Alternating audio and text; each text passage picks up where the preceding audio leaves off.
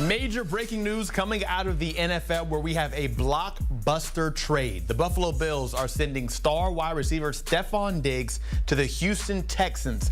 That's been confirmed by our insiders Jonathan Jones and Josina Anderson.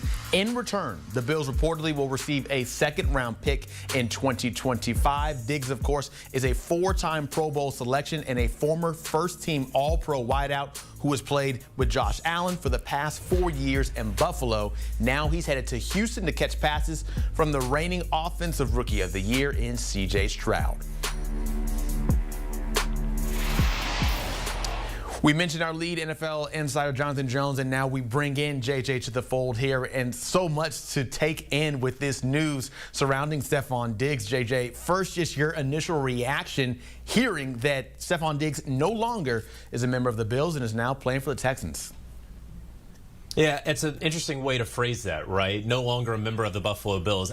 I guess it's not that big of a surprise considering how his play has gone for the Buffalo Bills, how his sort of relationship with the Bills has gone ever since that 4-year, $96 million contract extension that, for all intents and purposes, has not worked out. And obviously, as evidenced by the fact that he is no longer with the Buffalo Bills.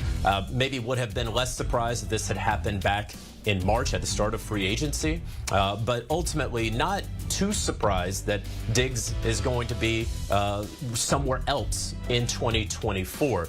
The Houston Texans absolutely loading up. In fact, I had one NFL executive reach out to me and say, fear Houston because of what they have been able to do this offseason as well as where they left off this past season with CJ Stroud, the Rookie of the Year, on that deal. It has been truly remarkable. So when I look at this deal, I kind of say it looks fair for both sides. We're talking about a wide receiver who, again, has not been playing that well the last year and a half or so, who's going to be 31, who does cost a lot of money, and the Bills are going to be eating more than $30 million in dead cap just to get Stefon Diggs out of there and to Houston.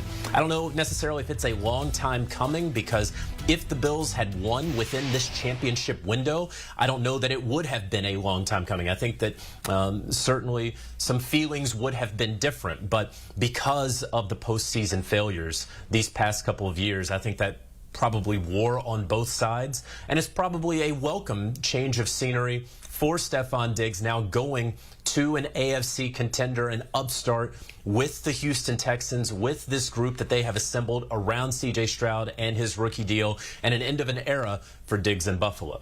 Yeah, so you look at Houston, who is certainly going all in under second-year head coach DeMeco Ryans, second-year QB now there with CJ Stroud. For Diggs and this pairing, what do you think this can mean for Houston going forward, as they already made the playoffs last year?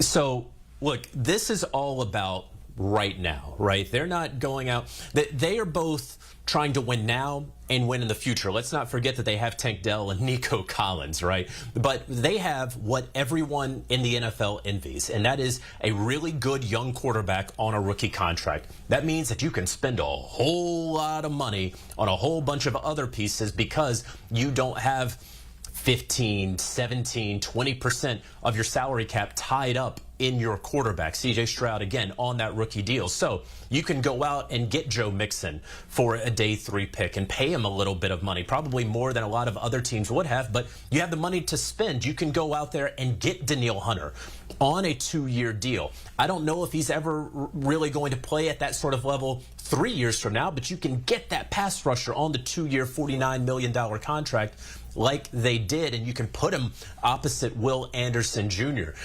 Again, you get a Stefon Diggs. This is not about the Houston Texans in 2027. This is about the Houston Texans in 24 and 25, because ultimately, whether this works out or not, even if Diggs sort of returns back to form, this is probably a 2-year deal ultimately for him in Houston. But even if it doesn't work out, again, you can probably get out of this after the 2025 season.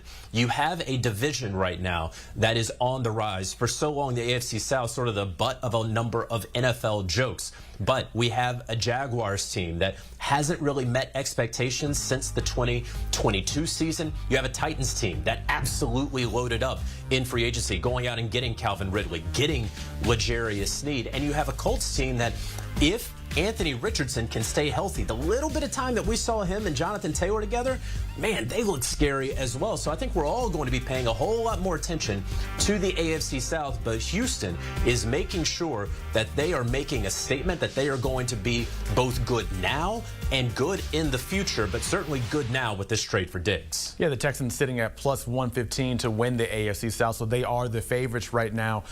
Coming into the year last year, they certainly were not favored to win and do how they did last season. What type of pressure would you say is now on the Texans to perform, since the expectations have completely shifted from one year to another? Well, they certainly have to meet the standard that they set last season, right? They hosted a playoff game. They played incredibly well against the Cleveland Browns, and they lost a difficult one there in the divisional round that I don't know that many people had them winning anyway. So that's the standard.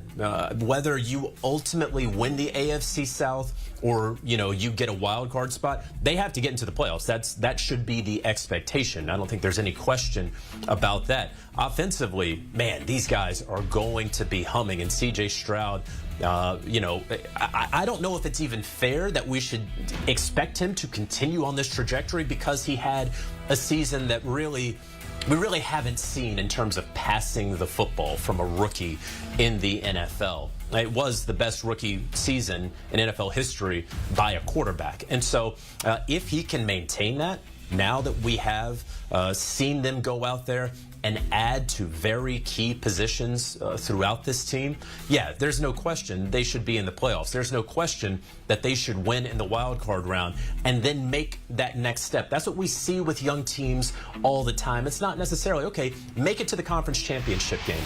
No, you don't have to do that in year one with a rookie quarterback. We only seen that a few times anyway. But it's about surprising people like they did in 2023 and then taking that next step in 2024. Now they are primed and in position to take that next step this next season.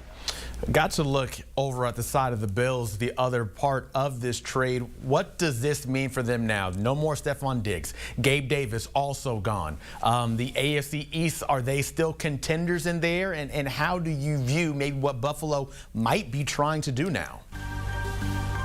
Well, here's the issue with Buffalo, and I know that they didn't really like the talk about championship window, but they had a window, and maybe they still have it, but they had a window, and they went sort of all in to win a Lombardi. It is something that personally I have no issue at all with. We saw it with the Los Angeles Rams, and it worked out. We saw it in the latter years with the New Orleans Saints and Drew Brees, and they fell short. It all makes sense if you win the Lombardi. It all makes sense to give Von Miller that 6-year contract with all that guaranteed money if it results in the first Lombardi in Western New York history. It just didn't, right? They came up short time and again in January. And so now the bill has come due, where they do have to shed a lot of veteran salary, where they do have to restructure some contracts, where they do see Tre'Davious White ultimately go elsewhere, and the safeties break up, and all of those things that we have seen happen. Gabe Davis, that's what ultimately happens with teams. And if they had just gotten the Lombardi, everyone would say, okay, it's fine, but they missed out on that. And so here is sort of the consequence of that. They pick, I think, 28th in the draft. Look, this is a very good draft for wide receivers. And so I don't know that you would anticipate that they're going to get a top flight wide receiver 1 with the number 28 overall pick. I also don't know that they necessarily want to combine assets and resources to move up in the draft, to get one of those top tier guys. That's going to cost a lot for a team that really is going to need to get some young talent. And when I say young talent, I mean cheap talent on rookie contracts. So you probably want to try to protect and preserve some of those deals. But make no mistake about it, again, a new era in Buffalo. I just got a text from a source who said it was indeed a long time coming with Stefon Diggs and the Bills. Really no secret at all that things weren't always happy there when they were not winning. And so now they can turn the page, and this Buffalo Bills team is going to look pretty differently than the ones that we have seen so often on CBS in December, in January. But maybe that's a good thing as they try to finally get over this hump and remake and remodel themselves. But again, we're talking about the AFC. We've been talking about Kansas City for so long, been talking about Cincinnati, talking about Buffalo. We're going to have to start talking a whole lot more about the Houston Texans. Yeah, a young QB out there in Houston and still a young-ish QB in Buffalo because Josh Allen will turn 28 next month. That still might have a say in what happens in the AFC. He's Jonathan Jones joining us talking that breaking news with Stefon Diggs. Thank you so much, and so much more to get to, especially all the time on the Pick 6 podcast. So make sure you tap in there. Get your football fix 24/7 because it always is going. We will keep going here on HQ. Still a lot more to get to with this breaking news of Stefon Diggs. When we come back on the other side, we'll have B-Mac to chime in on the breaking news.